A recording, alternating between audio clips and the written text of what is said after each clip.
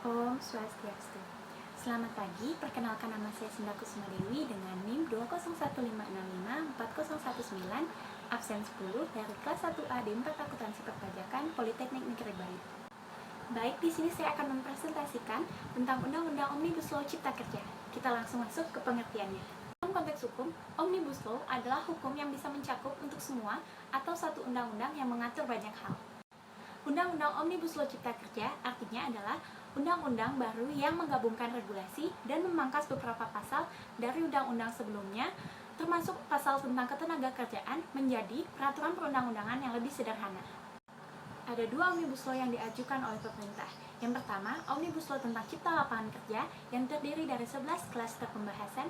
Yang kedua, ada Omnibus Law tentang perpajakan yang terdiri dari 6 klaster pembahasan. Di sini saya akan menjelaskan lebih mendalam mengenai Omnibus Law tentang perpajakan. Terdiri dari 6 klaster pembahasan dengan beberapa poin di dalamnya. Yang pertama, ada pendanaan investasi. Yang kedua, ada sistem teritori. Yang ketiga, ada subjek pajak orang pribadi. Yang keempat, ada kepatuhan wajib pajak. Yang kelima, ada keadaan iklim berusaha. Dan yang keenam, ada fasilitas.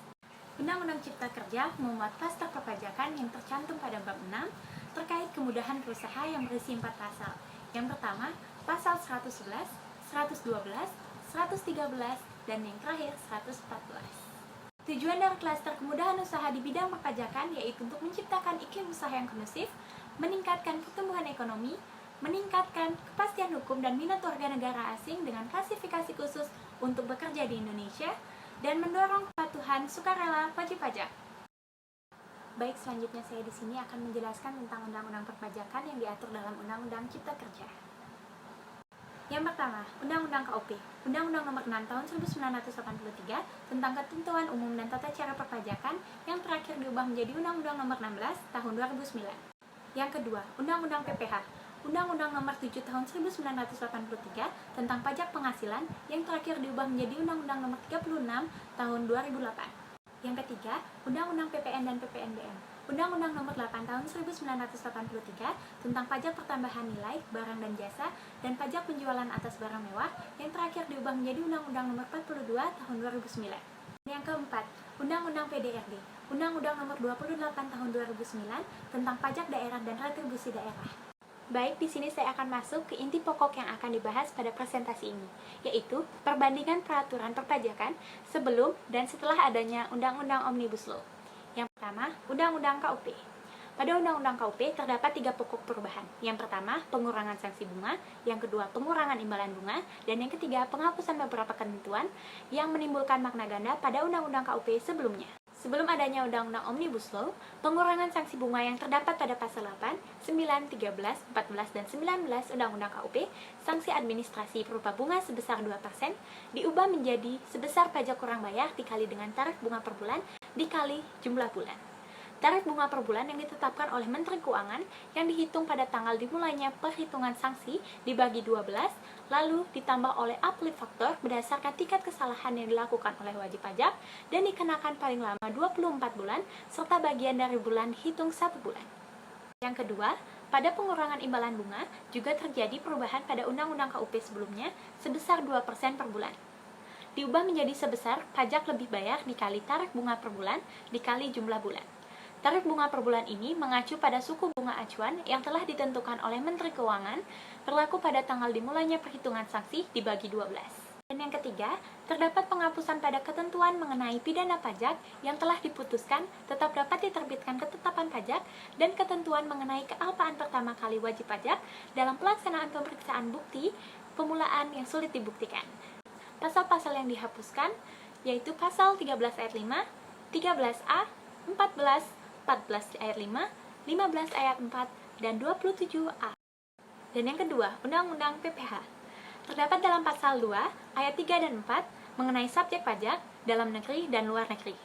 Perubahannya yaitu dengan menambahkan status kewarganegaraan bagi subjek pajak dalam negeri, baik WNI maupun WNA, dan memperjelas ketentuan status subjek pajak WNI yang berada di luar Indonesia lebih dari 183 hari selama 12 bulan bagi subjek pajak luar negeri. Yang kedua, pada pasal 4 ayat 3 poin E, pembayaran dari perusahaan asuransi kepada orang pribadi sehubungan dengan asuransi kesehatan, asuransi kecelakaan, asuransi jiwa, asuransi dwiguna, dan asuransi beasiswa. Perubahannya ada pada pembayaran dari perusahaan asuransi karena kecelakaan, sakit, atau karena meninggalnya orang yang tertanggung, dan pembayaran asuransi beasiswa.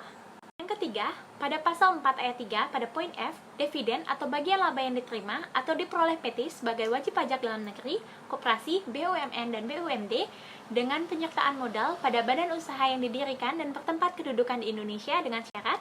Yang pertama, dividen berasal dari cadangan laba yang ditahan. Yang kedua, bagi PT, BUMN, dan BUMD menerima dividen, kepemilikan saham pada badan yang memberikan dividen paling rendah 25% dari jumlah modal yang disetor. Dan perubahannya yaitu, syarat-syarat yang ada dalam undang-undang sebelumnya pada pasal 4 ayat 3 poin F dijabarkan secara meluas menjadi beberapa bagian. Beberapa di antaranya yang pertama, PPh atas dividen dari dalam negeri dihapuskan. Yang kedua, dividen dan penghasilan setelah pajak dari luar negeri tidak dikenakan PPh jika diinvestasikan dan digunakan untuk kegiatan usaha di Indonesia. Yang ketiga, penghasilan dari luar negeri selain BUT, badan usaha tetap, tidak dikenakan PPh bila diinvestasikan di Indonesia. Dan beberapa lainnya dapat dilihat di Undang-Undang Cipta Kerja PPh pasal 4 ayat 3 pada poin F. Dan yang ketiga ada Undang-Undang PPN dan PPNBM. Perubahan ini dipecah menjadi 3 klaster. Yang pertama, klaster meningkatkan pendanaan investasi. Yang kedua, klaster mendorong patuhan wajib pajak. Dan yang ketiga, klaster menciptakan keadilan iklim berusaha di dalam negeri. Sebelum adanya Undang-Undang Omnibus Law, pada klaster meningkatkan pendanaan investasi, perubahan semula yaitu ketentuan pengalihan barang kena pajak untuk tujuan setoran modal pengganti saham, INBREK merupakan penyerahan BKP. Setelah adanya Undang-Undang Omnibus Law, terjadi perubahan, yaitu ketentuan pengalihan barang kena pajak BKP untuk tujuan setoran modal pengganti saham INBREK dalam Undang-Undang Cipta Kerja ini bukan lagi termasuk dalam penyerahan BKP. Pada klaster mendorong patuhan wajib pajak, yakni yang pertama, pada pasal 1A ayat 1 poin G, Undang-Undang PPN sebelumnya, konsinyasi yang diatur merupakan penyerahan BKP, pada Undang-Undang Cipta Kerja diubah menjadi bukan penyerahan BKP, atau dihapus dalam Undang-Undang Cipta Kerja. Yang kedua, Pasal 4A ayat 2 poin A, barang hasil pertambangan atau hasil pengoboran yang diambil langsung dari sumbernya, perubahannya dalam Undang-Undang Cipta Kerja yakni, barang hasil pertambangan atau hasil pengoboran yang diambil langsung dari sumbernya tidak termasuk hasil pertambangan batu bara. Pada klaster menciptakan keadilan iklim berusaha di dalam negeri, pada pasal 13 ayat 5, pada poin B, nama, alamat, nomor pokok wajib pajak pembeli barang kena pajak atau penerima jasa kena pajak. Perubahannya ada pada pencantuman nomor induk kependudukan NIK, pembeli yang tidak memiliki NPWP dalam faktur pajak atau nomor paspor bagi subjek pajak luar negeri orang pribadi. Pada pasal 9 ayat 9, pajak masukan yang dapat dikreditkan tetapi belum dikreditkan dengan pajak keluaran pada masa pajak yang sama dapat dikreditkan pada masa pajak berikutnya paling lama 3 bulan setelah berakhirnya masa pajak yang bersangkutan sepanjang belum dibebankan sebagai biaya dan belum dilakukan pemeriksaan.